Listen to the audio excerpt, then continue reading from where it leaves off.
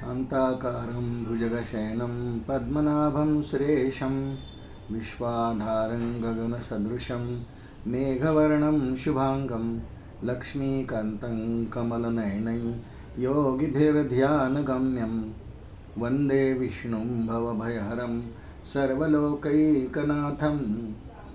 गुरुर्ब्रह्मा गुरुर्विष्णुः गुरुर्देवो महेश्वरः गुरुः साक्षात् परब्रह्म तस्मै श्री गुरवे नमः।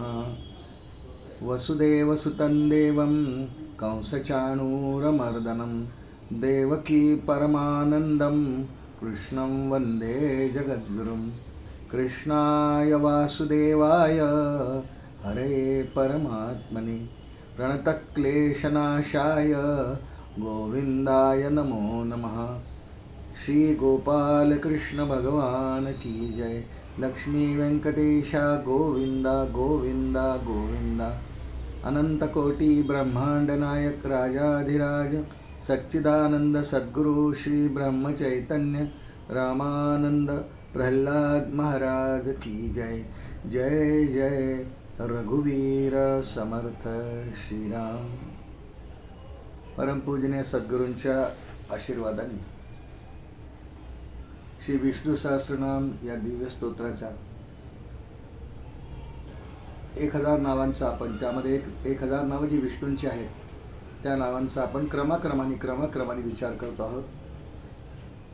आज आपल्याकडे श्लोक नंबर 63 आपण चिंतनासाठी घेतला आहे। श्लोक म्हणू आधी।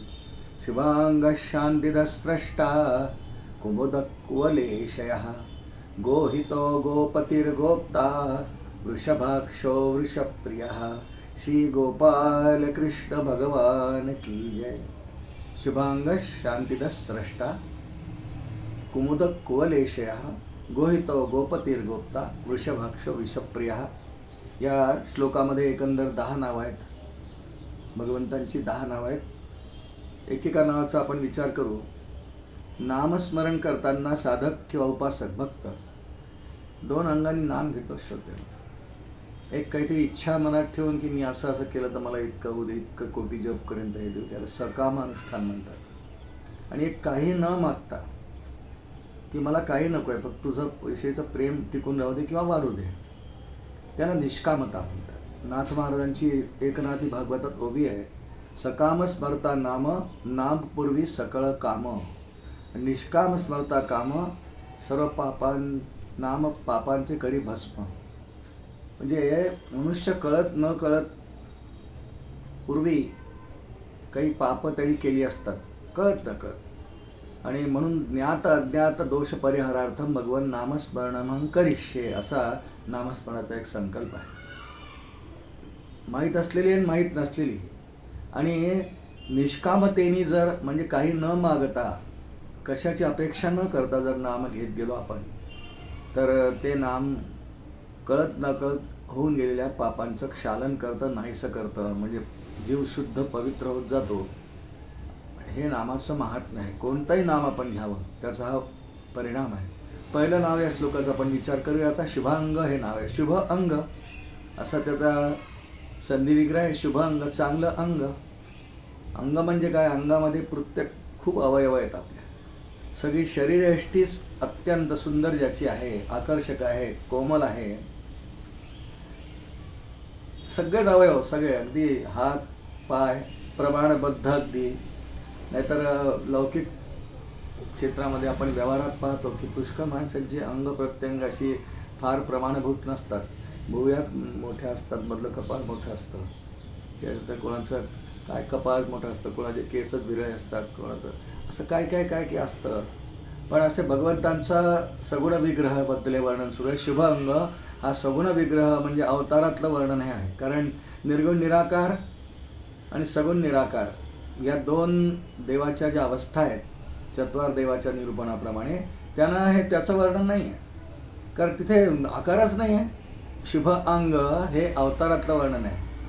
जसं राम आहे, कृष्ण आहे, वामन आहे, परशुराम आहे, हे अवतार आहे। इतरही अनेक अवतार, त्या अवतारांमध्ये भगवान जो तनु धारण करतात, जे शरीर धारण करतात, ते अत्यंत त्याचे अवयव सुंदर असतात। सुंदर फक्त त्याचा अर्थ नाही, शुभ शब्दाचा अर्थ कल्याणकारी, हितकर, काय कल्याणकारी म्हणजे काय? भगवत दर्शनानेच साधक किंवा उपासक किंवा जो भक्तच असतो, तपश्चर्येनंतर भगवंतांनी दर्शन दिलं, सगुण दर्शन दिलं, त्याचे सगळे पापही नष्ट होतात. दर्शनाचा आनंद वेगळा असतो. भगवंताचं सगळं दर्शन, त्यांच्या सगळ्या अंग प्रत्यंगाचं दर्शन हे अत्यंत कल्याणकारी आहे. श्रीमद आद्य शंकराचार्यांनी श्री विष्णू सहस्रनामाच्या भाष्यामध्ये शुभांगाची व्याख्या केली आहे.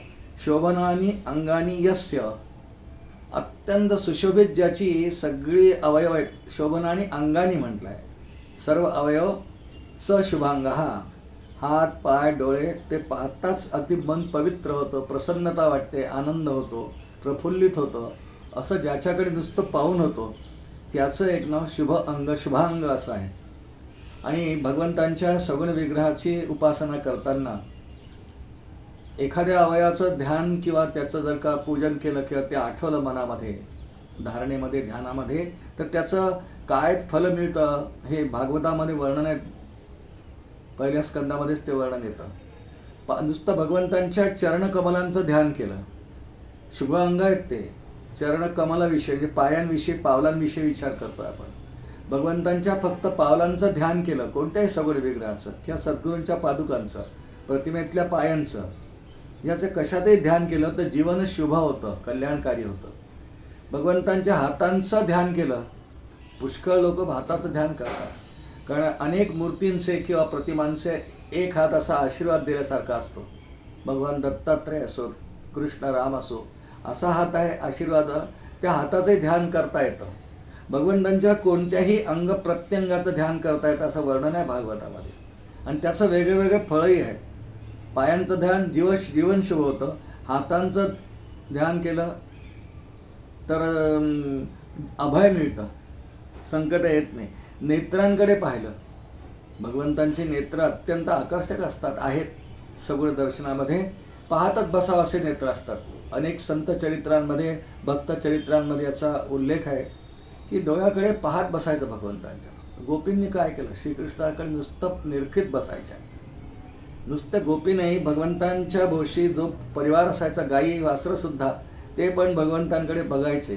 त्या नेत्रांचं कडे जर अखंड पाहत राहिलं तर त्यातून करुणा झिरपते, त्यातून करुणा बाहेर पडते. आणि म्हणून भगवंतांना आपण करुणावत्सल म्हणतो. नेत्रांच्या ध्यानाने किंवा उपासनेने, पूजेने करुणा प्राप्त होते. आणि हास्याकडे, भगवंतांचा कोणताही आपण सगुण विग्रहातला मूर्ती बघा, प्रतिमा बघा, म्हणजे ह्या चौथा देव, प्रतिमा देव, मूर्ती देव, त्यामध्ये एक हास्य असतं. हास्य असते, हसणारे चेहरे असतात भगवंतांचे सगळे. आणि त्या हास्याचं ध्यान केलं, हाही एक प्रकार आहे. उलट हा फार चांगला ज्ञानी भक्तांसाठी सांगितला आहे भागवतामध्ये. ज्ञानी भक्तांनी भगवंतांच्या एखाद्या सगुण विग्रहाकडे म्हणजे मूर्तीकडे, आणि प्रत्यक्ष भगवान उपलब्ध असतील त्या युगात तर त्याकडे पाहून त्याच्या हास्यावरती एक लक्ष केंद्रित करायचं. नुसतं हास्याकडे, ओठाकडे ना. हास्याची छटा असते, ती नेत्रातही येते, पुढं चेहऱ्यावर येते, गालांवर येते, ओठात येते. ओळखू येतं की हसरा चेहरा आहे, प्रसन्नता वाटते. आणि हसऱ्या चेहऱ्याचं ध्यान जर केलं तर प्रसन्नता मिळते. असं प्रत्येक अवयवाचं वेगळं वेगळं वेगळं फल दिलेलं आहे भागवतामध्ये. त्याप्रमाणे शुभ अंग ज्याचं आहे त्याचं नाव शुभांग. आणि त्या शुभ अंगाचा भक्ताला काय उपयोग आहे, तर भक्तांनी त्या अवयवाचं, शुभांगाचं ध्यान जर केलं, त्या संपूर्ण सगुण विग्रहाचं ध्यान केलं तर फार उत्तमच आहे. कारण विराट स्वरूपामध्ये सगळेच आहेत, बेसूरसुद्धा आहेत, हसणारे आहेत, रडणारे, अकराळ विक्राळ आहेत, सगळं वर्णन आहे विश्वरूपामध्ये. पण त्यातल्या त्यात भगवंतांचा प्रसन्नता ज्यामध्ये आहे असं पूर्ण रूप जर ध्यानाचा विषय झाला तर जीवन कृतार्थ होतं. म्हणून त्याचं सगळंच अंग शुभांग आहे, हितकर आहे, कल्याणकारी आहे. ते भक्तांचं कल्याण करणारं त्याचं अंगच सगळं. आणि पुन्हा पुन्हा म्हणतो की हा भगवंतांच्या सगुण विग्रहाशी संबंधित हे नाव आहे, अवताराशी संबंधित नाव आहे, शुभांग, शुभांग. 2 क्रमांकाचं नाव या श्लोकातलं आहे, शांती द. याच्या आधीच्या श्लोकात येऊन गेले शांत आणि शांती दोन नावं येऊन गेले. भगवान शांत स्वरूप आहे. राजेंद्रम सत्यसंधम दशरथ तनयम श्यामलम शांतमूर्ती. रामाचं वर्णन आहे रामरक्षेत. शांतचे प्रसन्न शांत. आणि मग आता हे नाव शांती द. शांत आणि शांती हे नाव आधीच्या श्लोकात येऊन गेले. शांत आणि शांती. संन्यास कृच्छम शांतो निष्ठा शांती परायणम या आधीचा श्लोक पाहिला आपण. त्यात शांत हा पण आहे आणि शांतीही पण आहे. आणि असा जो परमात्मा आहे तो स्वतः तर शांत रूप आहेच, पण त्याचं जर ध्यान केलं, भक्ती केली, तर त्याच्याजवळ असलेली शांती तो इतरांना देऊ शकतो. शांती द. द म्हणजे देणारा, शांती देणारा. आणि एक नेहमी लक्षात ठेवू आपण की ज्याच्याजवळ जे असतं तो तेवढंच दुसऱ्यांना देऊ शकतो. भगवान अखंड शांत स्वरूप आहे, मग शांती सोडून तर दुसरं काय देणार आहे? उदाहरण म्हणून पाहू आपण की मला 1 किलो मीठ घ्यायचं आहे विकत. मी दुकानात गेलो, वरती काही बोर्ड पाहिला नाही बाहेरून काय लिहिलं आहे. दुकानदाराजवळ गेलो, त्याला म्हटलं मला 1 किलो मीठ द्या. तो मला म्हणाला, दुकानदार तुम्ही बाहेर बोर्ड नाही वाचला का? आमचं दुकान फक्त साखर विकायचं आहे. होलसेल आहोत आम्ही, रिटेलही देतो, पण साखरच आहे आमच्याकडे. आम्ही मीठ नाही देऊ शकत. का नाही देऊ शकत? कारण ते मीठ विकतच नाही, त्यांच्याजवळ नाहीच आहे. आणि ज्याच्याजवळ जी वस्तू नाही तो दुसऱ्यांना देऊ शकत नाही. व्यवहारात सुद्धा हा नियम आहे ना. भगवंत अतिशय शांत आहेत, शांती आहेत त्यांच्याजवळ, आणि म्हणून ते शांतीच सर्वांना देऊ शकतात. शांती द. Shanti the. शांती त्यांच्याजवळ का आहे याचा विचार या शांती दच्या अंगाने केला आहे. शांती काय आहे? रागद्वेष विरहित भगवान आहे. भगवान अनेक दोषांपासून त्यांची तनु मुक्त असते, त्या दोष त्याला व्यापत नाही. 18 महादोष विरहिता भगवत तनु असा श्लोकच आहे. 18 दोष मनुष्याच्या या शरीरात, जे शरीर आपलं आहे शरीर मनुष्याचं, यामध्ये 18 दोष असतात, असू शकतात. त्यातले मुख्य द्वेष रागद्वेष तर मुख्यच आहे. हे दोष त्याच्याजवळ नाहीत, तोच सर्वांना शांती देऊ शकतो. शक्नोति हयः सोढुं प्राक्शरीर विमोक्षणात कामक्रोधोद्भवं वेगम सयुक्त स सुखी नरा असं भगवद्गीतेत वर्णन आहे. शाक्नोति हयः सोढुं, हे शक्य आहे की कामक्रोध ज्या माणसाजवळ 16 विकारां 16 जे म्हणजे 18 महादोषांमध्ये कामक्रोधही आहेत, त्या नाहीसे या जन्मात होऊ शकतात. याच जन्मामध्ये शक्नोति म्हणजे शक्य आहे. हय वयः सोढुं ही इव सोडून प्राक शरीर विमोक्षण, हे शरीर सोडायच्या आत त्यांचा त्याग होऊ शकतो. भगवंतांजवळ नाहीच आहेत, आणि म्हणून ते शांती देऊ शकतात. याचा अर्थ ते कामक्रोधादी विकार नाहीसे करू शकतात त्यांचं नाव घेतल्याने. रागद्वेष कामक्रोध हे सगळे विकार भगवान नामस्मरणाने नाहीसे होतात असं सांगण्याचं तात्पर्य आहे. म्हणून ते शांती देणारे आहेत. 3 क्रमांकाचं नाव या श्लोकातला श्रोते स्रष्टा. स्रष्टा याचा अर्थ निर्माण करणारा. सृजनाची क्रिया, उत्पत्ती स्थिती लय, हे तिन्ही भगवंतांच्या क्रिया आहेत. तिन्हीचे 3 देव वेगळे आहेत. उत्पत्ती ब्रह्मदेवाकडे आहे, स्थिती श्री विष्णूंकडे आहे, संहार श्री रुद्रांकडे आहे. माहिती आपण खूपदा ऐकलं आहे. निर्माण करतो. हा काय निर्माण करतो? सृष्टी निर्माण करतो. नुसती सृष्टी ही जडभाव सृष्टी निर्माण नाही करत, त्यामध्ये चेतन पदार्थही निर्माण करतो. ते 84 लक्ष प्रकारचे जीवयोनी शास्त्रात बोलले आहे. श्लोक आहे आपल्याकडे. जलजा 9 लक्षाश्च दशलक्षाश्च पक्षिणः कृमयो रुद्रलक्षाश्च 20 लक्षा गवादयः स्थावरा 30 लक्षाश्च 4 लक्षाश्च मानवाः पाप पुण्यम समं कृत्वा नरयोनिषी जायते. म्हणजे नरयोनी तनु का मिळतो, नरदेह का मिळतो आपल्याला, याची मीमांसा करताना शास्त्रामध्ये हा श्लोक येतो. हे सगळं कोण निर्माण करतो? हे भगवान निर्माण करतात. त्या जीवांच्या पूर्वकर्मांप्रमाणे, कर्मविपाक सिद्धांताप्रमाणे भगवान त्यांना तशा योनीत जन्म घ्यायला लावतात. स्रष्टा निर्माण करणारा. जडसुद्धा पर्वत, नद्या, वृक्ष, डोंगर, स्थावर, जंगम सगळं निर्माण करणारा, सृष्टीत निर्माण करणारा. आणि हे अत्यंत लीलेनी, म्हणजे भगवंतांना हे करताना काही त्रासही होत नाही. कंटाळा आळसही कधी येत नाही. अखंड निर्मिती सतत सतत सुरूच आहे. स्रष्टा काय बुद्धीला कळत नाही आपल्या, इतका अखंड कसं काय घडवतो. किती जीव, जर एखाद्या विशेष क्षणाचा विचार करायचा असेल तर एका क्षणाला किती जीव, चेतन जीवांचा विचार, किती जीव येत असतील या सृष्टीमध्ये नाही माहीत. अहो, एखादी झाडाची कुंडी उचला, तिच्या खाली 2-4 हजार मुंग्या दिसतात. प्रत्येक झाडाला फुलं किती येतात, सगळी त्याची निर्मिती आहे. स्रष्टा झाडांची फुलं, पानं, फळं, किती फळं, त्या त्या फळांच्या सीझनमध्ये बघा. आपण होलसेल मार्केटमध्ये आम्ही गेलो होतो मध्ये, एका रांगेमध्ये आंब्याचे 100 ट्रक आमच्या लहानशा गावात होते उभे. 100 ट्रक नुसते आंबे, म्हणजे एका गावात. संपूर्ण भारतवर्षाचा विचार केला तर आंब्याच्या सीझनमध्ये, म्हणजे साधारण एप्रिल मे जून असा सीझन असतो, किती आंबे रोज येत असतील.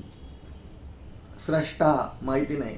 रोज सगळ्या झाडांना फुलं किती येत असतील, कोण मोजू शकेल, नाही मोजू शकत. म्हणून त्याविषयी एक श्लोक आहे बघा, मोरोपंतांचा केकावलीतला आहे. अतर्क्य महिमा तुझा गुणही फार बाहे निधी. अतर्क्य आहे महिमा, नाही सामान्य मूर्तीला माणसाला नाही कळू शकत. अतर्क्य महिमा तुझा गुणही फार बाहे निधी. श्रुतेज्ञही म्हणे सदा स्तविल आमची के विधी. आमच्या बुद्धीला कसं स्तवन करता येईल तुझं. तरी सुद्धा तरीही जन यथामती स्तवनी झाले सन्मती. तुझी स्तुती नाही करता येणार, पण तरी देखील इतका तुझा महिमा, इतकी निर्मिती आहे रे रोज, किती किती किती निर्मिती करतो. अतर्क्य या बुद्धीला तर्कच नाही करता येत की किती निर्माण करत असशील. आणि म्हणून हा स्रष्टा आहे आणि त्याची सगळी निर्मिती एकंदरीत केली चेतन जड सर्वांची दर क्षणाची, तर नाही मोजता येत. अतर्क्य अनंत अनंत यो अनंतस्य गुणान अनंता. किती गुण आहे माहिती नाही. त्यातला स्रष्टा म्हणजे सृजनाचा पहिला गुण भगवंतांचा आहे. म्हणून त्याविषयी त्याच्या संदर्भात हे नाव भगवंतांचं आहे, स्रष्टा, निर्माण करणारा, निर्मिती करणारा. म्हणून 4 क्रमांकाचं नाव या श्लोकामधलं आहे. श्रोते हो, कुमुद. कुमुद कुमुद चंद्रविकासिनी कमळ असा अर्थ केला आहे, आणि त्यात शुभ्र कमळ असा अर्थ केला आचार्याने. कमळामध्ये रंग, पुष्कळ रंगाच्या छटा येतात. आपल्याला साधारण लाल गुलाबी हे रंग जास्त माहिती आहे, पण शुभ्र कमळही असतं. पण चंद्रविकासी कमळ ते शुभ्र, त्याचं नाव कुमुद. हा एक अर्थ. त्याला कुमुदिनी म्हणतात. कुमुदिनी काय जाणे, माऊलींच्या अभंगात वर्णन आहे. कुमुदिनी काय जाणे, तो परिमल, त्याला त्याचा परिमल नाही कळत, सुगंध नाही कळत. म्हणून कुमुदिनी याचा अर्थ चंद्रविकासित कमळ. चंद्राच्या प्रकाशात कमलिनी विकसित होतात. रात्री ज्या संध्याकाळ होते त्या कळ्या असतात, पण चंद्राचा प्रकाश पडला की रसोहमप्सु कौंतेय, भगवद्गीतेत बोलले, रसोहमप्सु कौंतेय प्रभा अस्मि शशी सूर्ययोः. आणि चंद्रकिरणांनी कुमुदिनी विकसित होतात, म्हणजे कमळाची फुलं. कुमुद फळ दबल कुमुद दल म्हणजे कमळाची फुलं. आणखी एक आचार्यांनी याचा अर्थ दिला आहे.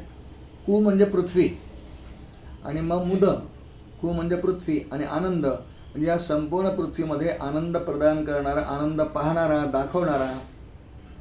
म्हणून याचं नाव कुमुद असं आहे. फार पृथ्वीवर प्रेम करतो, कारण याची निर्मिती आहे. आणि ज्याची जी निर्मिती असते, ज्याचं ते कर्तृत्व असतं, त्याचं त्याच्यावर फार प्रेम असतं. निर्मिती अथवा विकत घेतलेली वस्तू असेल तर निर्मिती नाही, पण माझी आहे ना, कारण निर्मित वस्तू आपली स्वतःची असते. म्हणून अपत्य ही प्रत्येक युगलाची स्वतःची एक निर्मिती आहे. खूप प्रेम त्यामुळे होतं, आनंद वाटतो त्यांना पाहून. हा पृथ्वीवर फार प्रेम करतो. पृथ्वीवरच्या प्रेमापोटी यांनी ती रसातळाला नेऊन ठेवली. हिरण्याक्ष नावाच्या दैत्यानी, कथा विस्ताराने नाही पाहायची आपल्याला, पण हिरण्याक्ष नावाच्या दैत्यानी पृथ्वी समुद्रात लपवून ठेवली रसातळात. भगवंतांनी त्यासाठी वराह अवतार घेतला. का? कारण पृथ्वीवर प्रेम आहे. पृथ्वीवर का प्रेम आहे? पृथ्वीवर का प्रेम आहे भगवंतांचं? कारण पृथ्वीवरती फक्त मानवी जीवन, मनुष्यसृष्टी आहे. पृथ्वीवर वातावरण आहे, हवा आहे, पाणी आहे. जल तेथे जीवन, पाण्याशिवाय मनुष्य राहू शकत नाही, प्राणवायूशिवाय राहू शकत नाही. प्राणवायू आणि पाणी हे फक्त पृथ्वीवर आहेत, अन्य कोणत्याही ग्रहावर नाहीच आहे. कितीही शोध घ्या, विज्ञानाचा काही निषेध आपल्याला करायचा नाही, पण कितीही शोध घेत गेलं तरी कधीही कोणत्याही इतर ग्रहावर पृथ्वी सोडून ही धरणी, पृथ्वी अवनी म्हणतात तिला, हिच्याशिवाय कुठे पाणी आणि वारा म्हणजे वातावरण, प्राणवायू नाहीच आहे. म्हणून मनुष्याची वस्ती राहू शकत नाही. म्हणून भगवान पृथ्वीवर प्रेम करतात. का? की इथे माणसं राहतात. मग माणसं राहतात म्हणून प्रेम का करतात? त्याचं खरं कारण असं आहे, तात्विक कारण असं आहे की मनुष्य जर प्रयत्न करील, त्याला दोन गोष्टी भगवंताने दिलेल्या आहेत. सारासार विवेक तो करू शकतो आणि क्रियामान स्वातंत्र्य दिलं आहे. नुसता विचार करून थांबणार नाही तो, त्यासाठी त्याला क्रियामान स्वातंत्र्य दिलं आहे, दत्त स्वातंत्र्य त्याला म्हणतात. आणि त्याचा उपयोग करून भगवंतांनी निर्माण केलेला इतका सुंदर विश्व किती छान आहे. मग जो विश्व इतकं चांगलं आहे तर त्याचा निर्माता किती छान असेल. अशी भगवंतांविषयी, त्यांच्या रूपाविषयी, स्वरूपाविषयी जिज्ञासा निर्माण होते. आणि मग नर करणी करे तो नरका नारायण होय, अशी जी उक्ती आहे की जर मनुष्याने कर्म तसे केले, उपासना केली, भक्ती केली, तर त्याला तो स्वतःच नारायण आहे कळायला लागतं. सूक्ष्मात सूक्ष्मतरम तत् अशी श्रुती आहे कैवल्योपनिषद. त्वमेव तत्, ते तू आहेस हे कळायला लागतं. रामदास स्वामी दासबोधात या श्रुतीचा आधार घेऊन बोलले, ऐक शिष्या येथीचे वर्म, ऐक शिष्या येथीचे वर्म, स्वये तूची आहेसी ब्रह्म, विषयी ये विषयी संदेह भ्रम धरूच नको श्रीराम. तूच ब्रह्म आहेस. असा मनुष्य पृथ्वीवर राहतो जो भगवत प्राप्ती करून घेऊ शकतो. आणि म्हणून भगवंत पृथ्वीवर फार प्रेम करतात. फार प्रेम करणारा, कु म्हणजे पृथ्वी आणि मुद म्हणजे आनंद किंवा प्रेम करणारा, म्हणून कुमुद हे नाव याही अर्थाने आचार्यांनी दिलेलं आहे. तिसरा एक छटा अजून दिलेली आहे की पृथ्वीवर इतकं प्रेम करतो भगवान की या पृथ्वीच्या रक्षणासाठी अवतारही घेतो. जसं मगाशी आपण पाहिलं, वराह अवतार घेतला. पृथ्वीवरती दुष्टांनी अत्याचार केलं की तिला भार होतो, तिला अत्याचारांचा भार होतो. प्रत्येक युगात हे होतं. रावण, कुंभकर्ण, शिशुपाल, दंतवक्र, कंस इत्यादी हे उन्मत्त होतात. आणि म्हणून परित्राणाय साधूनाम विनाशाय च दुष्कृताम धर्म संस्थापनार्थाय संभवामी युगे युगे. भगवद्गीतेत भगवान बोलतात, त्यांना नाहीसं करण्याकरता पृथ्वीवर प्रेम आहे म्हणून माझ्या पृथ्वीला तुम्ही व्यथित करू नका. मी येणार आणि पृथ्वीचं दुःख दूर करणार, कारण मी परमात्मा आहे. अत्यंत प्रेम त्याचं पृथ्वीवर आहे. आणि म्हणून पृथ्वी, बुध म्हणजे आनंद, फार प्रेम करतो. तिला भूदेवी म्हटलं आहे. हो, आपण कधी तिरुपतीला गेला तर दोन देवींचं दर्शन आहे तिथे. एक भूदेवी आहे आणि एक श्रीदेवी आहे. श्री म्हणजे लक्ष्मी, ती त्याची धर्मपत्नी आहे. आणि एक भूदेवी, भूदेवी म्हणजे धरणी माता, तिचा पती आहे, तो पृथ्वीपती म्हणतात त्याला. आणि म्हणून भगवंतांचं पृथ्वीवर पृथ्वीपती नात्याने फार प्रेम आहे, म्हणून त्याचं नाव कुमुद आहे. अशी एक छटा अर्थाची भाष्यामध्ये दिलेली आहे. याप्रमाणे श्रोते हो, आत्तापर्यंत आपण 4 नावं भगवंतांची पाहिली 10 पैकी. 5वं नाव आहे या श्लोकामधलं कुवलेशय. कुवलेशय, कुवलशय, पृथ्वीला घेणारा जल, त्यामध्ये झोपणारा, वल म्हणजे पाणी, त्यामध्ये झोपणारा असा पहिला अर्थ केला. संपूर्ण पृथ्वीला पाण्याचा वेढा आहे. हो, संपूर्ण सप्तसागर मानले आहेत, ते पृथ्वीला वेढून आहेत सगळे. सप्तसागरांचा वेढा पृथ्वी अशी श्रीराम दासबोधात वर्णन आहे. कुवलय आणि शय, कुवलय शय म्हणजे झोपणारा. आणि त्या सगळ्या पाण्याच्या वेड्यामध्ये असलेल्या क्षीरसागरामध्ये भगवान शेषाची शय्या करून शेषावर झोपतात, असं आपल्याला वर्णन माहिती आहे. म्हणून कुवलेशा, भगवान पृथ्वीला घेणारा जल, त्यातल्या जलामध्ये शयन करणारा, आणि म्हणून त्याचं नाव कुवलेशा असा एक अर्थ आहे. आणि दुसरी अर्थाची छटा दिलेली आहे भाष्यामध्ये. कुवल शब्दाचा आणखी एक अर्थ शब्दकोशात आहे. कुवल म्हणजे बोर, बोर, बोर. आणि सर्व व्यापकता आणि अत्यंत सूक्ष्मामुळे सर्वात व्यापक तर खूप आहेच. आणि बोर असं मानलं आहे की लहानसं फळ आहे. खूप लहान लहान बोरही असतात बरं का. त्या बोरांमध्ये सुद्धा राहणारा कुवल म्हणजे बोर, आणि त्यामध्ये झोपणारा, शय म्हणजे झोपणारा म्हणजे राहणारा. म्हणजे बोरालाही व्यापून असणारा, त्याचं वर्णन कसं आहे कठोपनिषदात? अनोरणीयाम महतो मह्यान आत्मास्यजंतो निहितो गुहायाम, असं कठोपनिषदात वर्णन आहे. अनोरणीयान फार मोठा आहे. अनोरणीयाम महतो मह्यान, अगदी अणुरेणू इतका बारीकही आहे, आणि त्या बारीक अंशाने तो बोरात राहतो, तिथे झोपतो, म्हणून त्याचं नाव कोलेश या कोलेशय असं नाव आहे. आणि सूक्ष्मात सूक्ष्मतरं तत्व तमेव तत्, त्या सूक्ष्मात सूक्ष्म मोठ्यात मोठा तोच आहे, आणि म्हणून त्याचं एक नाव कोलेशा. दुसरी छटा, तिसरी एक छटा अजून अर्थात दिलेली आहे. कोल शब्दाचा एक अर्थ सर्प, साप असाही होतो. त्याच्यावर झोपणारा. आपण कोणतंही श्री विष्णूंचं एखादं चित्र पाहावं, श्री व्यंकटेश स्तोत्रात असतं, मुखपृष्ठावरच असतं. भगवान शेषशाही म्हणतो आपण त्यांना. सर्पावर झोपणारे भगवान, त्याच्यावर शयन करणारा, त्यांचं वर्णन जो आपण रोज श्लोक म्हणतोय सुरुवातीला, पण अगदी वंदनाच्या श्लोकांमध्ये शांताकारम भुजग शयनम, भुजग म्हणजे सर्प, सर्पावरती शयन करणारा आणि योगनिद्रेमध्ये असणारा.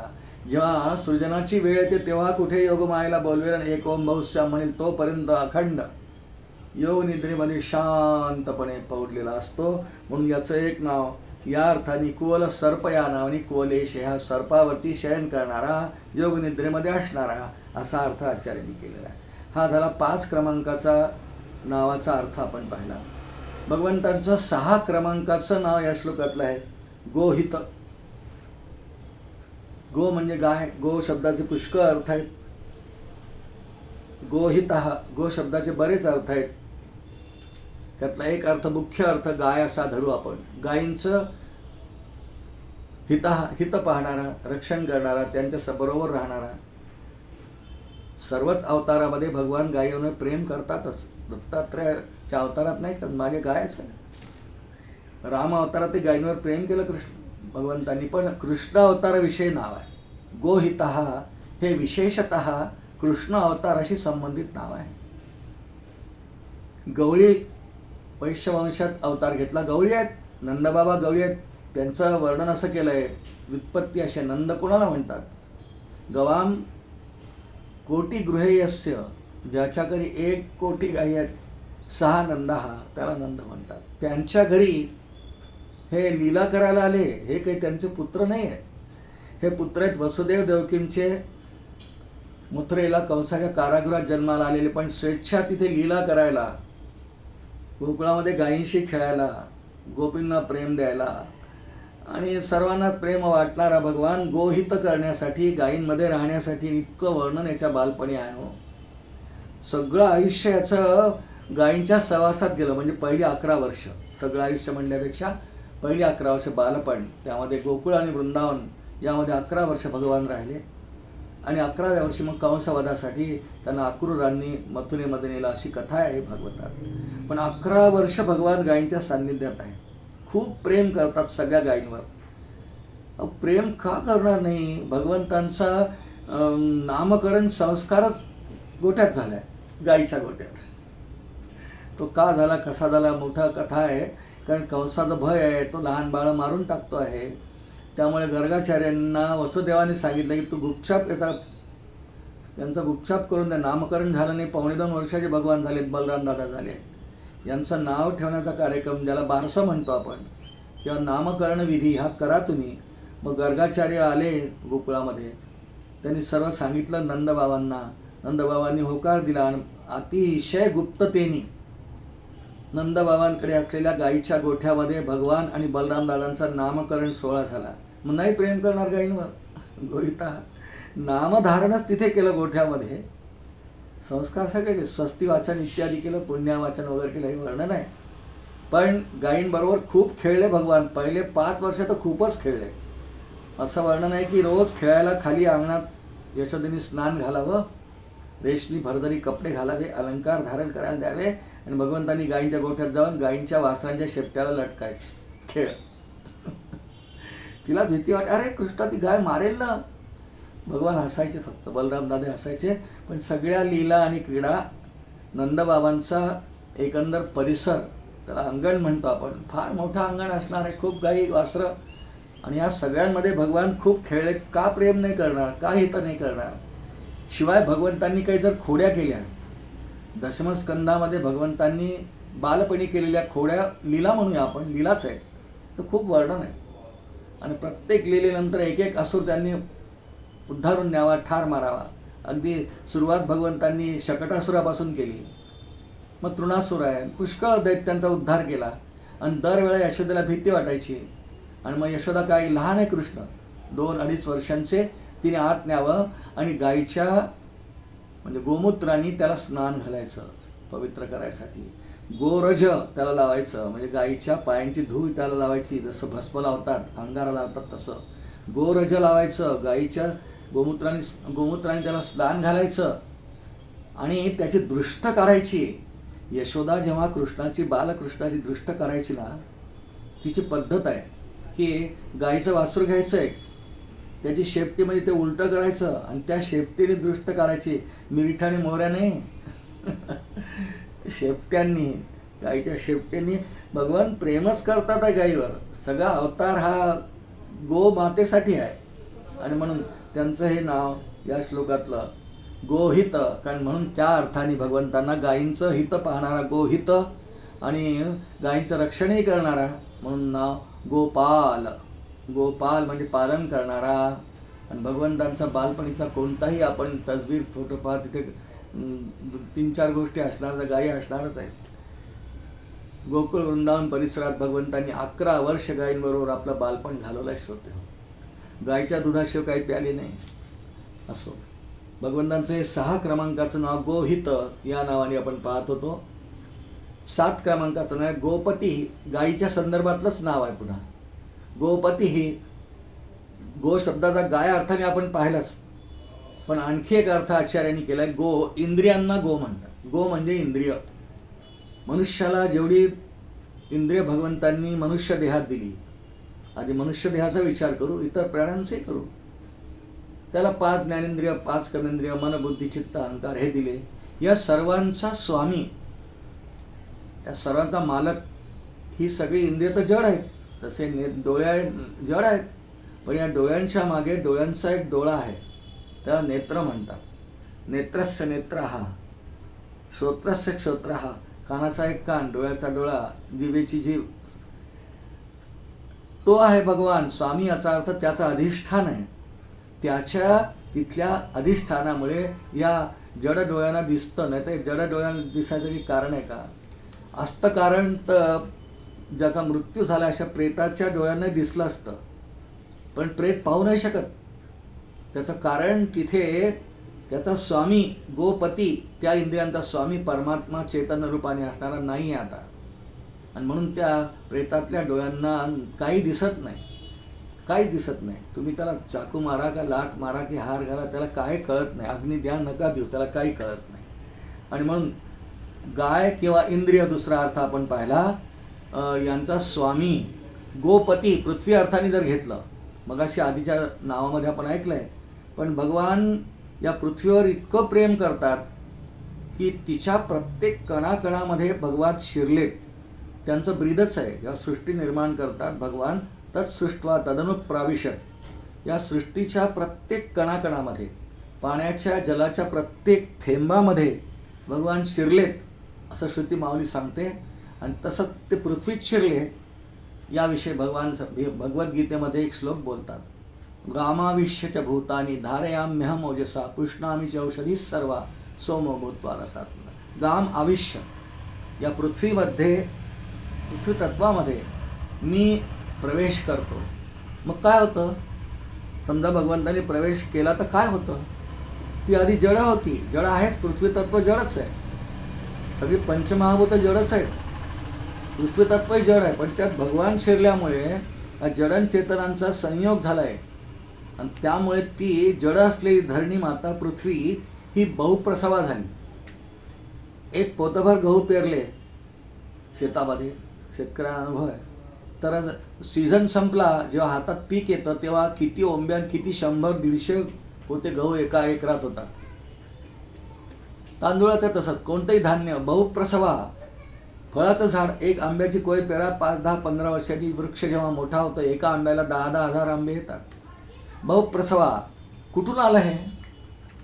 कारण वृक्ष तर मातीत लावलं आहे, त्याला पाणी घालायचं, खत घालायचं, ऊन वारा पाऊस सगळं आहे, पण तो का होतं, त्याला इतकी फळं का येतात? कारण ही धरणी माता पृथ्वी बहुप्रसवा.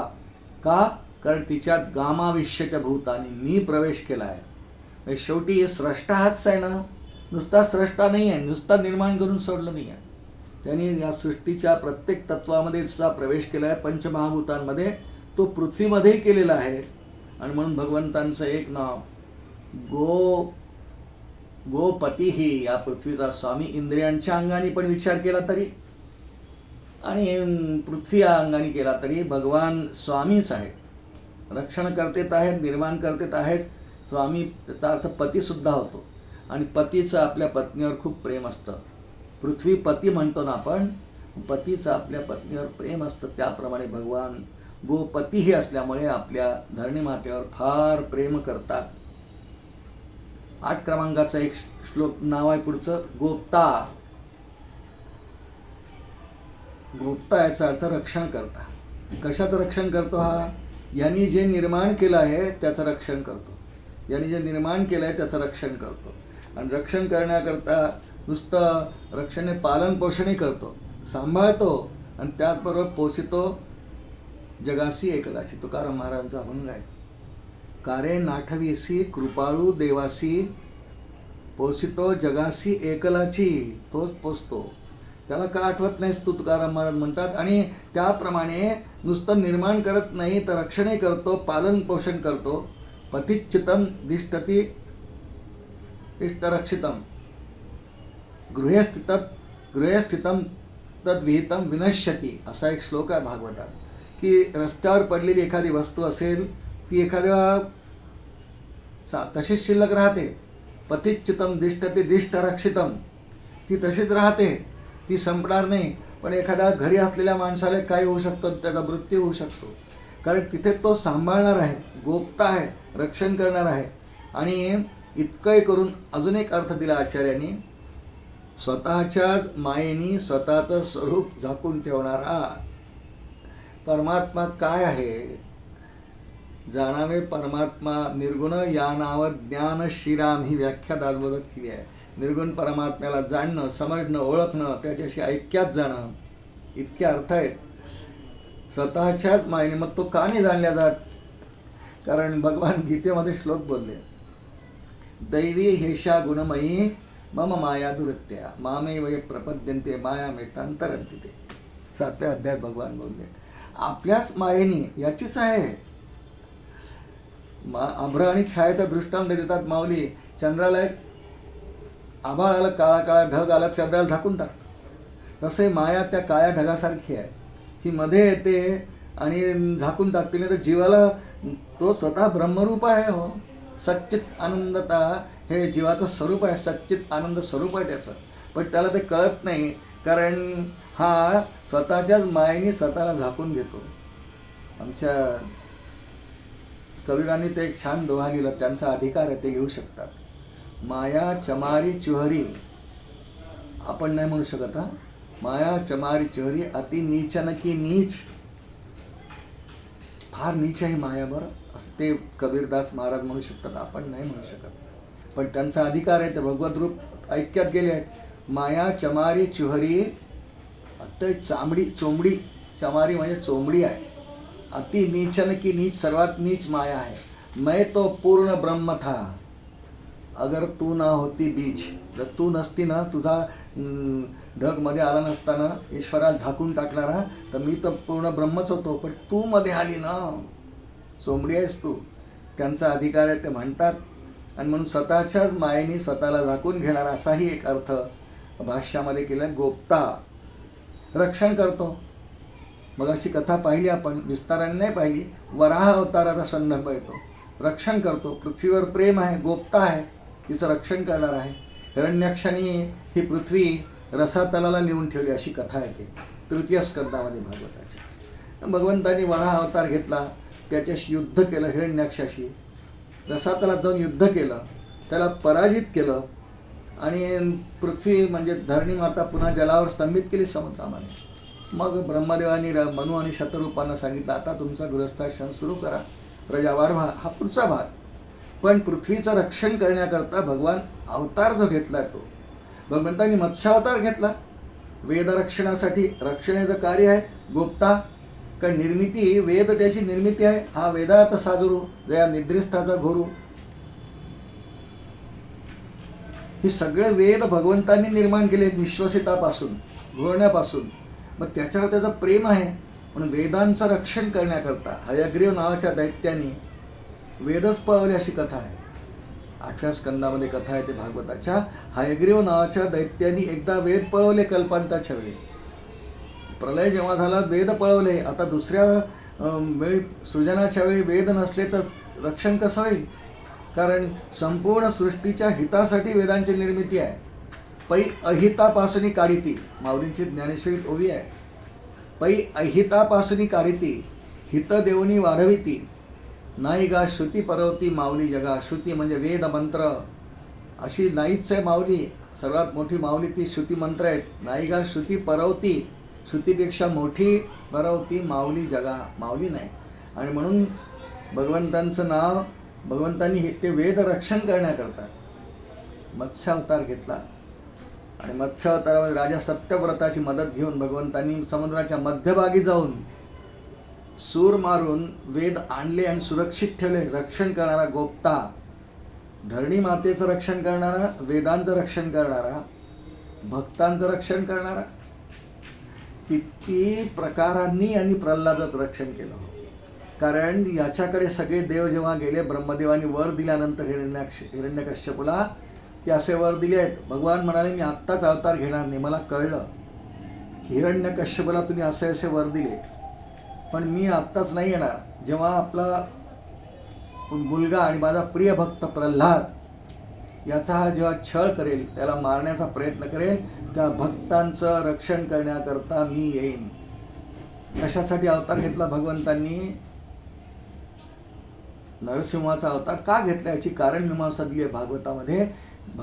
माझ्या भक्ताचा जेव्हा छळ त्याचा पिता करेल, त्याचं रक्षण करण्याकरता. मग किती प्रकारांनी हिरण्यकश्यपूनी प्रल्हादजींना मारायचा प्रयत्न केला, आगीत जाळण्याचा प्रयत्न केला, कड्यावरून ढकलून दिला, उकळत्या तेलात उकळण्याचा प्रयत्न केला, कृत्या मागे लावली, विषधर सर्पांनी चाववलं तरी भगवंतांनी रक्षण केलं. कारण भक्त आहे. ओम नमो भगवते म्हणतोय, नारायण नारायण म्हणतोय.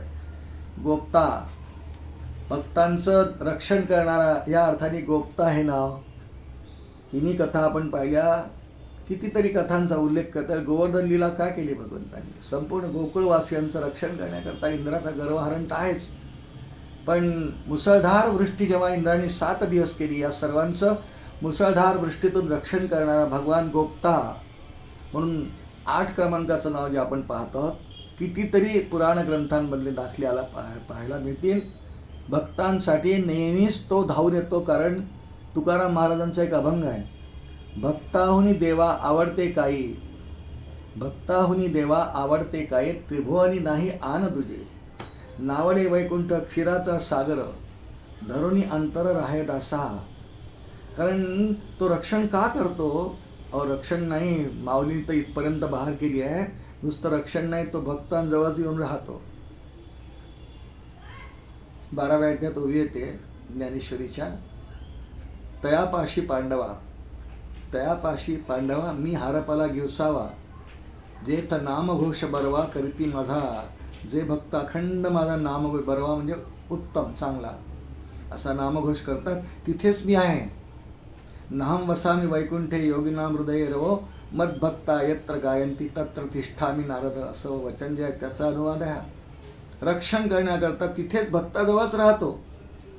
याप्रमाणे भगवंतांचं एक नाव 8 क्रमांकाचं आत्तापर्यंत आपण विचार केला आहे. निर्मितीचं आणि भक्तांचं, भक्त याची निर्मिती आहे, निर्मितीचं रक्षण करणारा भगवान म्हणून त्याचं नाव गोप्ता असं 8 क्रमांकाचं आपण पाहिलं. 9 क्रमांकाचं नाव भगवंतांचं वृषभाक्ष असं आहे. वृषभ याचा अर्थ 2 अर्थ केल्यात भाष्यात. वृषभ म्हणजे बैल, बैलाला वृषभ म्हणतात. आपण बैल सर्वांनी पाहिलेले आहेत लहानपणापासून. फार मोठे डोळे असतात, त्यातल्या त्यात बैलाचे डोळे फार मोठे असे टप्पोरे असतात. वृषभ अक्ष, बैलासारखे मोठे टप्पोरे डोळे. फक्त बैलाच्या डोळ्यात भगवंतांच्या डोळ्यात नाव त्याला जरी दिलं असलं फरक आहे. साधारण वृषभाच्या डोळ्यामध्ये जेवढं तेज हवं ते नाही आहे. भगवंताचे डोळे मोठे तर आहेतच, टप्पोरे आहेतच, पण अत्यंत तेजस्वी आहे. त्यात अत्यंत करुणा आहे, प्रेम आहे भक्ताविषयीचं. आणि त्यामुळे भगवंतांचं हे नाव वृषभाक्ष म्हणजे बैलाप्रमाणे मोठे डोळे असणारा फक्त इतका घेऊ आपण. वृषभ शब्दाचा आणखी एक अर्थ आहे शब्दकोशामध्ये भाष्यात दिला आहे, धर्म. आणि म्हणून बघा, केव्हाही जेव्हा सृजनाची वेळ येते, सृष्टी निर्मितीची वेळ येते, ही गोमाता म्हणजे पृथ्वीदेवी गोमातेचं रूप घेऊन आणि मग भगवंताकडे जातात ब्रह्मदेवाला घेऊन, आणि धर्माची किती हानी झालेली आहे इत्यादी इत्यादी त्यांना कथन करतात. मग भगवान अवतार घेणार अशी कथा आहे ते प्रत्येक ठिकाणी. आणि ज्याच्या दृष्टीमधून सतत वरांचा वर्षा होतो असा भगवान, असं वर्णन आहे, ज्याच्या दृष्टीमधून सतत वरांचा वर्षा होतो. आता ध्रुवाला भगवान प्रसन्न झाले आणि त्याला म्हणलं, वरम ब्रूहि, काय देऊ तुला ध्रुवा. ज्या अपमानितपणामुळे सावत्रायणी त्याचा अपमान केल्यामुळे सुनीतीने भगवान ध्रुव वनात निघून गेला. भगवान म्हणतात, ध्रुवा तुझी तपश्चर्या 5 महिन्यांची 5च महिन्यांची तपश्चर्या आहे ध्रुवाची, सफल झाली, मी प्रसन्न आहे, काय माग. वरम ब्रूहि. आणि ध्रुवाने म्हटलं, देवा मला हे दे. सकामच भक्ती आहे, पण मागितलं. पण कितीतरी दृष्टीतून वरांचा वर्षाव करणारा वृषभाक्ष हे भगवान दृष्टीतून वरांचा वर्षाव करतो. त्याच्या डोळ्याकडे पाहिलं, दृष्टीतूनच नुसतं, त्याची दृष्टी वरदृष्टी असते, उत्तम प्रकारची असते आणि भक्तांना प्रसन्न करणारी असते. म्हणून त्याचं नावच एक वृषभाक्ष, ह्या आपल्या 9 क्रमांकाचं नाव आजच्या श्लोकामधलं वृषभाक्ष असं आहे. वृषभ म्हणजे धर्म, हीच त्याची दृष्टी आहे. धर्म कोणी निर्माण केला? धर्माचा निर्माता ईश्वरच आहे, ती त्याची सार्वभौम व्यवस्था आहे. वृषभाक्ष धर्मदृष्टी ज्याची आहे, म्हणून सकळ सृष्टीच्या एकंदर रक्षणासाठी, कारण धर्मनिर्मिती त्यांनी केली सृष्टीच्या निर्मितीच्या वेळेलाच, ती व्यवस्था तशीच राहिली पाहिजे. ती राहत नाही, दुष्ट बिघडवतात. म्हणून यदा यदा हि धर्मस्य ग्लानिर्भवति भारत अभ्युत्थानम अधर्मस्य तदात्मानं सृजाम्यहम्. मग भगवान परित्राणाय साधनाम धर्मसंस्थापनार्थाय प्रेम करतात त्याच्यावर. धर्मव्यवस्था त्यांची आहे. वृषभ म्हणजे धर्म, त्याचा अक्ष डोळा म्हणजे धर्म सुस्थितीत ठेवणारा. धर्माकडे प्रेमदृष्टीने पाहून तो जसा निर्माण झाला आहे तसा पूर्ववत येण्यासाठी दुष्टांचा संहार करून, भक्तांना अभय देऊन, त्यांना आशीर्वाद देऊन पुन्हा पुन्हा धर्मसंस्थापनार्थाय पुन्हा पुन्हा भगवान येतात. म्हणून भगवंतांचे नावच या श्लोकामधलं 9 क्रमांकाचं वृषभाक्ष, वृषभ अक्ष असं नाव आहे. आणि सर्वात शेवटचं नाव या श्लोकामधलं वृषप्रिय, ज्याला धर्म अत्यंत प्रिय आहे. वृष धर्म असा अर्थ केला आहे. आणि ज्याला धर्म अत्यंत प्रिय आहे, ज्याची जी निर्मिती असते ना त्याला ती फार प्रिय असते. पुष्कळ लोकांना उदाहरण पाहू आपण. पुष्कळांना घरी बगीचा करायची हौस असते, गार्डनिंग, आणि त्यांचं त्याच्यावर फार प्रेम असतं. बगीचा 50-60-50 कुंड्या म्हणा अंगणात झाडं लावतात, फुलं येतात, खूप त्याची सेवा करतात. वाळलेली पानं काढून टाका, उकरी द्या, त्याला खत घाला, त्याला पाणी घाला, उन्हात ठेवा, सावलीत ठेवा. गावाला गेली की शेजारी त्याला सांगा पाणी टाक म्हणून. प्रेम असतं ना त्याच्यावरती. ज्याची जी निर्मिती असते त्यांनी निर्माण केले आहेत, नर्सरीतून कुंड्या आणल्यात, झाडं वाढले, आवड आहे, हौस आहे, प्रेम आहे त्याच्यावर, त्याची सगळी काळजी घेतील. असं भगवंतांचं त्यांनी निर्माण केलेल्या धर्मव्यवस्थेवर फार प्रेम आहे. आणि या धर्मव्यवस्थेप्रमाणे सर्वांनी राहावं ही भगवंतांची अपेक्षा आहे.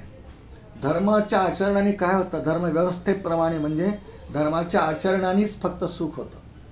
आणि सर्व जीवांनी अवघेच सुखी असावे अशी वासना भगवंतांची. सुखात राहावं, सुखात राहावं म्हणून भगवान वृषप्रिय, धर्मप्रिय, कारण धर्माच्या आचरणाने सुख मिळतं.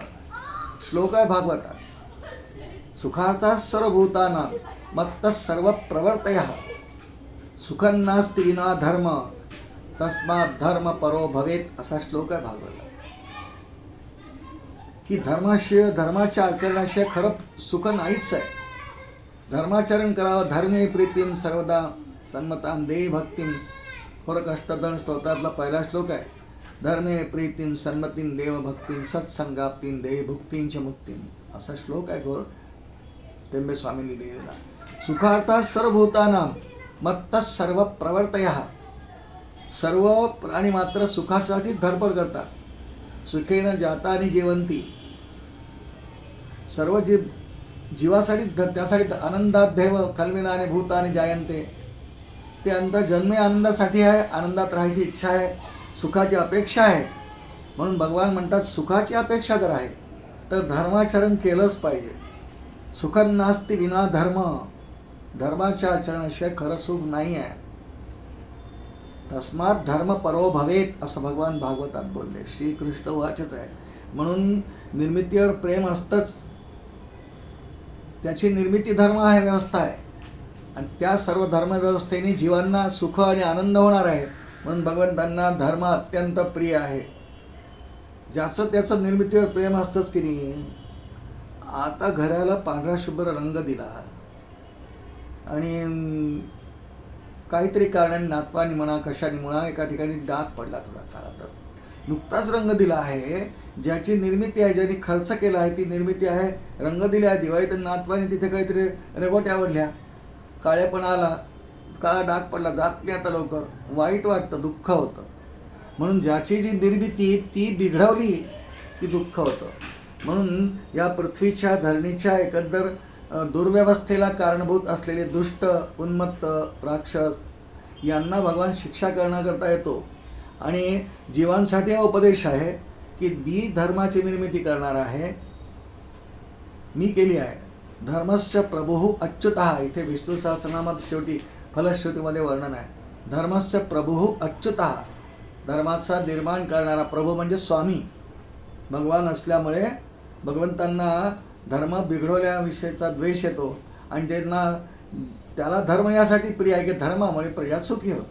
म्हणून सर्व भूतांनी त्यासाठी मग त्यांनी काही नियम बनवले. त्या नियमांचं उल्लंघन केलं की दंड होतो. मनुष्यवनी मिळत नाही. श्रुतिस्मृती ममैवाज्ञे यस्तु उल्लंघ्य वर्तते आज्ञाच्छेदी ममद्रोही न मे भक्ता न मत प्रिया असा श्लोक आहे. श्रुतिस्मृती निर्माण केल्या.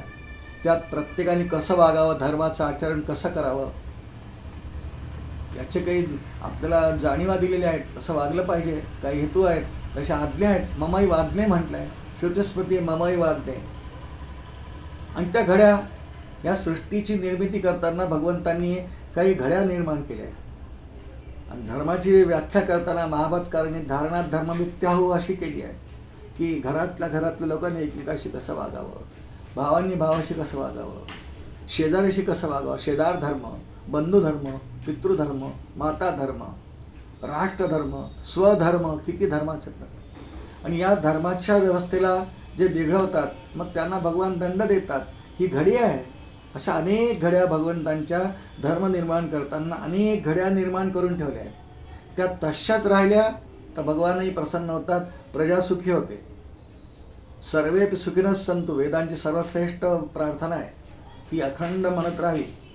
सर्वे सुखिनः सन्तु सन्तु सर्वे निरामयाः सर्वे भद्राणि पश्यन्तु मा कश्चित् दुःखमाप्नुयात्. ही वेदांची सर्वश्रेष्ठ प्रार्थना आहे.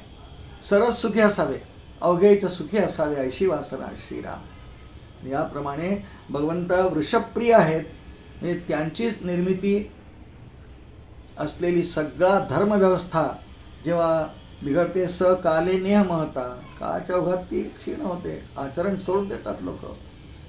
तेव्हा भगवान स्वतः येतात आणि दंड देतात. मुद्दा सुरू आहे आपला. भगवान धर्मप्रिय आहेत, वृषभप्रिय. आणि धर्माची व्यवस्था बिघडवणाऱ्यांना केव्हा तरी दंड मिळतोच. कारण भगवान न्यायी आहेत. पक्षपात कधीही करत नाहीत. ते न्यायी आहेत. ज्या जीवाचं जैसं कर्म जैसे ज्याचे कर्म तैसे फळ देतो रे ईश्वर असं तुकडोजी महाराजांचं एक पद आहे. याप्रमाणे अत्यंत धर्मप्रिय म्हणून त्याचं नाव वृषभप्रिय. नुसता प्रिय नाही, धर्माची घडी विस्कटीत केली, पसारा केला इतर काही की मग आईला आवडत नाही. लहान मुलं आई घरात नसली की खूप पसारा करतात. आवराव तिला लागते ना हो. पसारा ही सगळं आपण लोक करतो, प्रजा करते, आणि निस्तरायला देवाला यावं लागतं, आवराव त्याला लागतं. आणि म्हणून भगवान मग जे घडी बिघडवतात त्याला दंड करतात, आणि जे घरी सुस्थितीत ठेवतात त्याला शाबास म्हणतात. म्हणून भक्ताहुनी देवा काही आवडतच नाही. आवडते काही आवडत नाही. भक्तांवर प्रेम करतात, आणि त्यामुळे भगवंतांचं हे नाव वृषभप्रिय, धर्मावर अत्यंत प्रेम करणारा भगवान, या अर्थाने वृषभप्रिय हे नाव आहे. त्यासाठी नियम बनवले, आणि ते नियम बिघडवणाऱ्यांना शिक्षा मिळते, असा सगळा अर्थ वृषभप्रिय या नावामध्ये येतो. हे 10 क्रमांकाचं नाव आहे या श्लोकामधलं. म्हणून आत्तापर्यंत आपण या श्लोकामधल्या शुभांग, शांती 10, स्रष्टा, कुमुदक कुवलेशा, गोहितो, गोपतीर, गोप्ता, वृषभाक्षो, वृषभप्रिया अशा एकूण 10 नावांचा आपल्या उपलब्ध वेळेमध्ये चिंतन करण्याचा प्रयत्न केला. श्लोक क्रमांक 63 आपल्याजवळ आज होता. क्रमाक्रमाने सर्व श्लोकांचा अर्थ आपण पाहणार आहोत. आज झालेली ही चिंतन सेवा, निरूपण सेवा मी परमपूजनीय सद्गुरूंच्या आणि भगवंतांच्या चरणी समर्पण करतो आणि वाणीला विराम देतो. श्री गोपाल कृष्ण भगवान की जय. अनंत कोटी ब्रह्मांड नायक राजाधिराज सच्चिदानंद सद्गुरु श्री ब्रह्मचैतन्य रामानंद प्रह्लाद महाराज की जय. जय जय रघुवीर समर्थ.